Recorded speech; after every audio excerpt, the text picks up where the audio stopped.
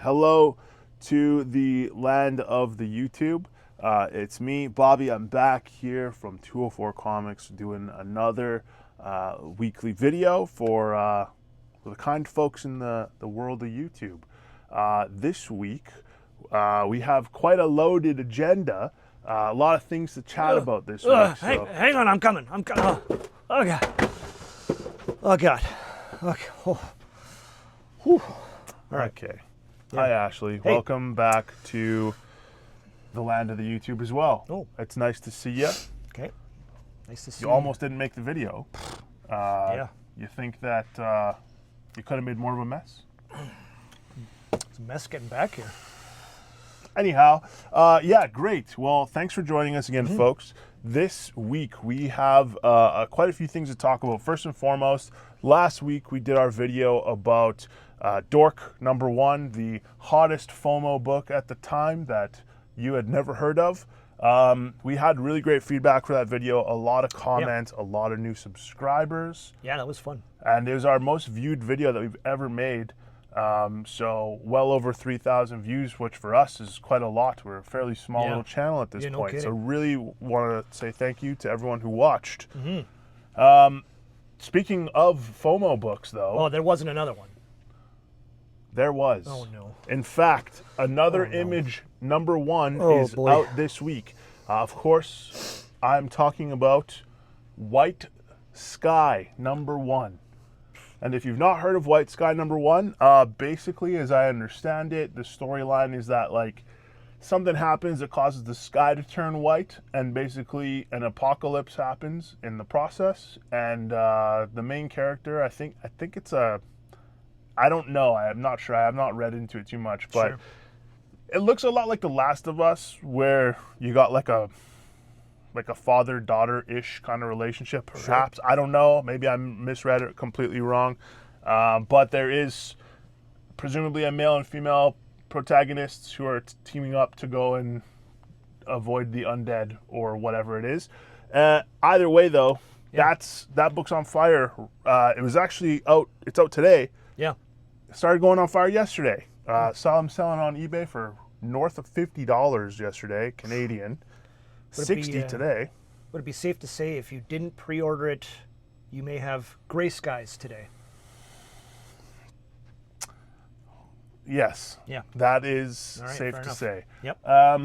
So anyway, yeah, that book is out, and we are seeing, again, quite a few people contacting the shop here, asking for copies. We've actually got a little tally on the back here of how many late requests we are getting for the book after the fact, after order cutoff. How many copies did we order to the shop, Ash? Well, there was 3 people who had it pulled. I wasn't one of them this time. Nope. For FOC. Final order cutoff. Final order Yep. cutoff, yes. I ordered 15 copies, which seemed excessive, given that at the time, I mean, Image Book, we're ordering it just after Christmas. So I ordered 15, and safe to say there was people who didn't get it. Yeah. So Yeah. I thought we ordered 10, but it might, yeah, maybe I don't know. Whatever it was, we Yeah. just didn't have enough for all the late requests, and as such, We tried. there's multiple people getting it. So the over/under, we have a little bet going here, was 11.5. You and Erica took the over. I got the under on requests for White Sky. So right now we're at 8. Yes. 8 requests. As of filming. Yeah. Yes, at what time? 3 o'clock. 3:30 or so. Yeah. It's not looking good for me. But we'll see what happens for the rest of the week. Obviously, we don't want to spend too much time talking about FOMO books. Enough was said so- last week. Yes, we said quite a lot last week. Yep. This week, we wanted to talk, since there's so many new subscribers and we have a lot of questions coming in at the shop here, Yeah.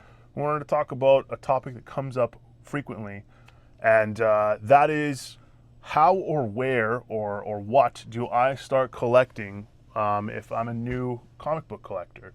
So first and foremost, we'd like to hear your thoughts in the comments, Sure. but as Ashley is a store owner now of about 5 years just about, I thought it'd be great to get your take on it, and Sure. Yeah. we could kind of chat a little bit about it here. So where would you start, or what did you start with?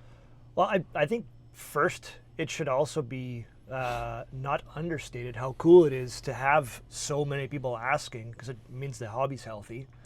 Yeah. Where did I start? I don't remember my exact age. It was probably 5, maybe 6. My grandfather gave me a well-loved copy of Marvel Team Up 58, which is Spider-Man and Ghost Rider. Is it the first one that they team up on, or? No, I believe that's issue 15. Okay, so this is like a second or third team up of that? It was at the time just a random story, well into the run, but that kind of ignited my passion for comic books, and for the team ups in particular was the first series that I ever collected to completion, all 150 issues, and the annuals and the indexes and the whole works. As far as like where to get started on collecting, if it's not an organic process, and like you just find something and pick it up and it piques your interest, I don't know, I'd say just pick up some annuals, pick up some stuff out of the dollar bins, just read a lot, really. I mean, find a character you like, a story you like, a writer, an artist. There's a million different ways to start collecting. Yeah. And I mean, you could even go a step further. Are you looking to collect with the intent of just having a collection? Like, is it a fun hobby for you, or is it something that there's some sort of purpose toward? Like, for example, a lot of younger people tend to come in and ask us, like, oh, do you have Iron Man stuff, because I've seen him in the Avengers, or Thor, or Captain America, right? So those characters, Absolute Batman right now. Absolute Batman. A lot of people are hearing about because of TikTok and YouTube here, Instagram, etc. Yep. I think that it's great for us to see so much renewed interest in some of these characters, and there's no real right answer on how to start. Like when you grew up, like you said, your first book was which one again? Marvel Team Up 58. Yeah, and for me, I think, like, I obviously read a couple of comics here or there, go to 7-Eleven here in Winnipeg and find one off the newsstand, like a Sonic the Hedgehog or Wolverine book or something. Yep. And then, as I got older, my, at the time, stepdad's comic book collection, I could just read them. And it was completely out of order for me. I never got to start with an issue 1. And I think that organic process that you were talking about, where it's just, hey, this looks cool, I want to know more about it, and it's the only ones I have access to, so I might as well just start with that. Yep. Let's talk about investing, because that's like another reason why a lot of completely different very paths. different. Yeah. A lot of people get into comic books and collectibles in general for the purpose of investing.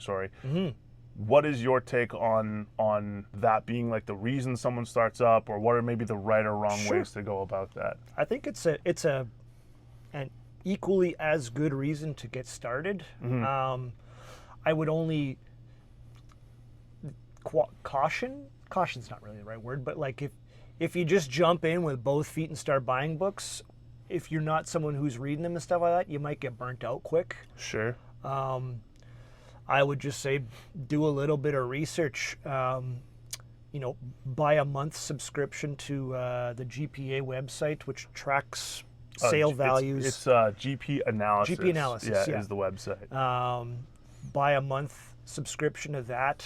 They have a fantastic section on tracking books that have, over the last 6 months trended certain directions, or, I always like to invest in books that have staying power. I'm pretty resilient to buying like this week's hotness, so to speak. The FOMO book. The FOMO books. Yeah. But I mean, like, you're not going to get the same ROI short term out of buying Silver Age Spider-Man or something like that. But at the same token, if you need to get out of it, there's very few things that are as liquid cash than old Spider-Man in particular. But yeah, and I think, for those of you that are new to comics and maybe stumbling onto our YouTube channel here, we could talk a little bit briefly about what you mean by the different ages of Sure, comics. You said yeah. Silver Age. Yep. So I got a few examples here. Perfect. If you want to maybe talk about what kind of time frames or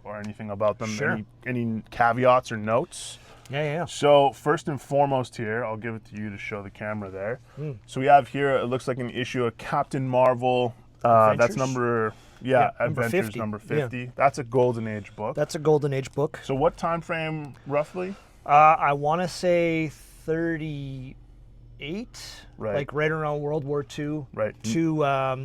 It's funny. I think it's accepted that it went till about 1960. However, Silver Age is probably one of the few ages where its origin can be traced to a single book, realistically. That's a Green Lantern book or something like that? Flash. Oh, Flash, yeah, Showcase number 4. Right. First Silver Age appearance of the Flash.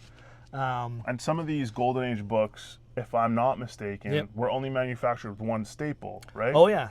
Especially during the war, they were manufactured typically with a. This one has 2, because I think this would probably be a little after that, maybe before. Maybe it was just Fawcett doing their own thing, but a lot of them were made with a single staple, kind of right in the middle of the spine. They were the war effort was kind of like telling everybody metal shortage, that kind of thing. So Yeah.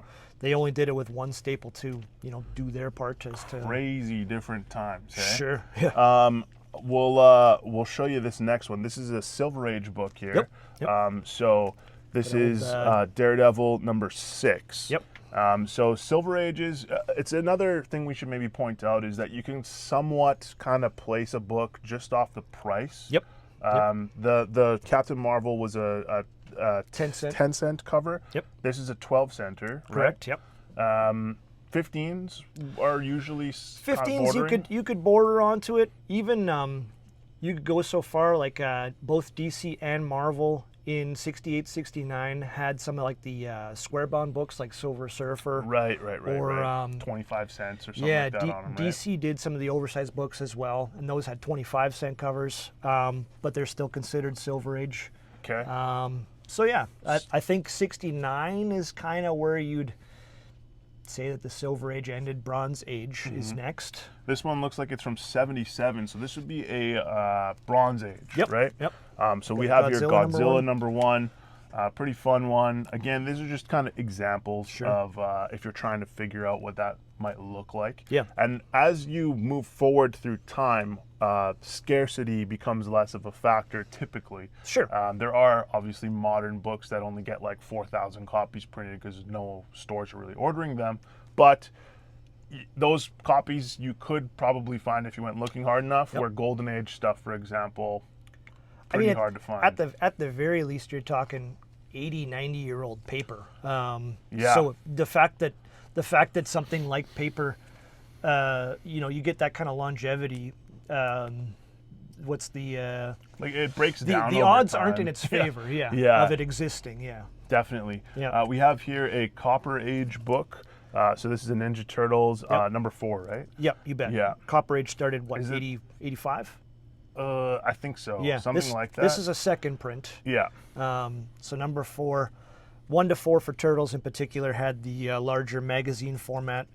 All of them received reprints. Some of them have several reprints, but I think it's 85 to 94, I want to say, or 87 to 94, something like that. That sounds right. Yeah. Yeah, and then finally, basically anything after 94 here is pretty much modern. Yep. So that kind of brings us to stuff that has a lot more cover appeal. Sure. Maybe in that particular book, that's Detective Comics 880. That's a newsstand version of that. That's a whole other topic, newsstand variants and whatnot. But those books oftentimes don't necessarily need to be key issues, but rather just have hard to find covers or Sure. Yep.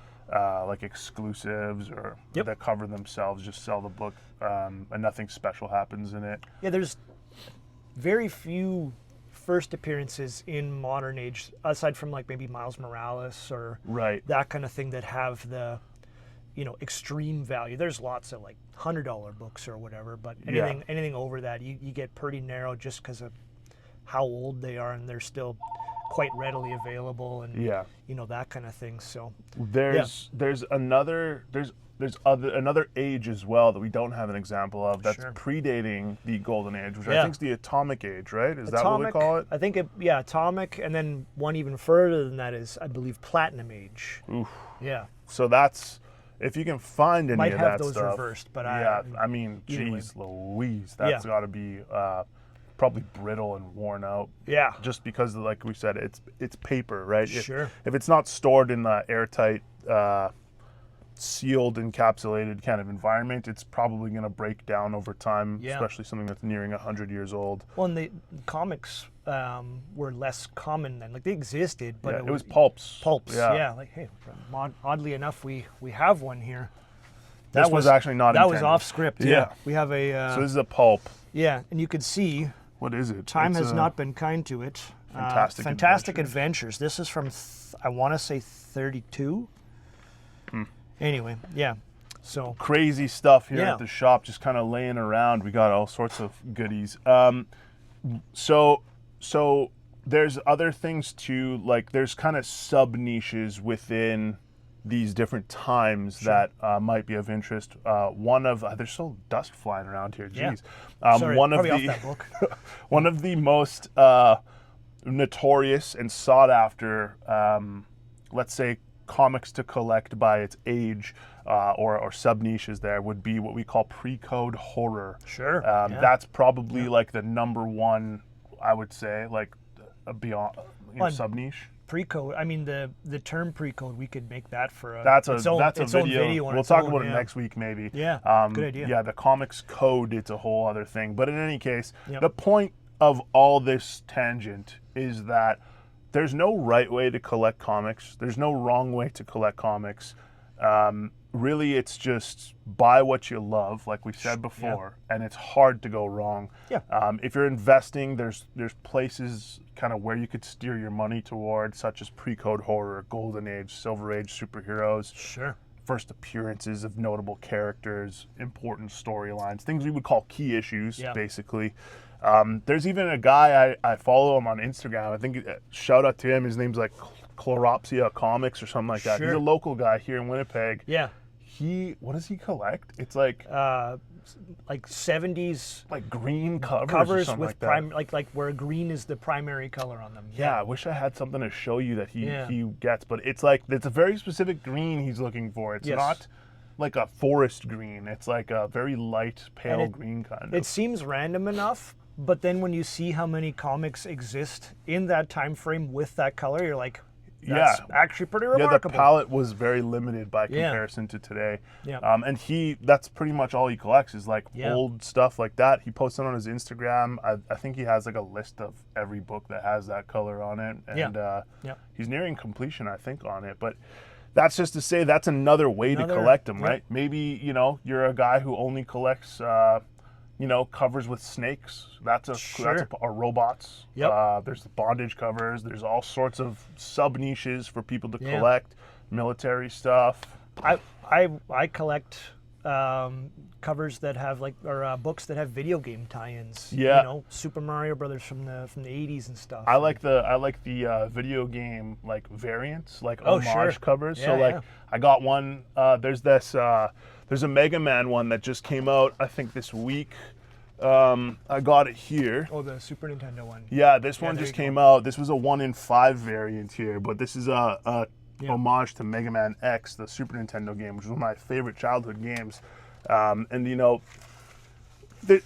just like old video game stuff, so I grew up on it, right? Yeah. And that's, again, tying back to the point that, like, it's not going to be worth too much, probably almost all of it. Like I said, my collection, when it's time to thin it out, that Marvel, I still have that Marvel Team Up 58, by the way. Book's worth $1. Yeah. But sentimentally, I mean, I'll sell probably everything else that I have ahead of that. Sure. So they said, collect what you love. That's really kind of what we're getting and down I would to say, here. like, don't stress so much about looking for issue 1 of everything, because Sure. like I said, I had to read my stepdad's comics, and it was like I'm reading Conan the Barbarian number 36 and like Mr. Miracle number 12. Like, I don't know Right. anything about these characters, but I'm starting somewhere. Yep. And that helped me develop my love of the art and the characters in the comics. So anyway, anything else you want to add here, Ash, before we wrap it up for the week? No, I think we touched on the points we wanted to. Cool. All right. Well, that'll about do it then for this week. Next week, maybe we'll talk about the comics code and let some of the people know a little bit more about that. Always thankful for your viewership, folks, and leave us a comment. Like, subscribe, hit the bell. To be notified of all our those next things. video. Yes. Yeah, absolutely. Yes. Okay. Well, that does it for this week. See you folks later.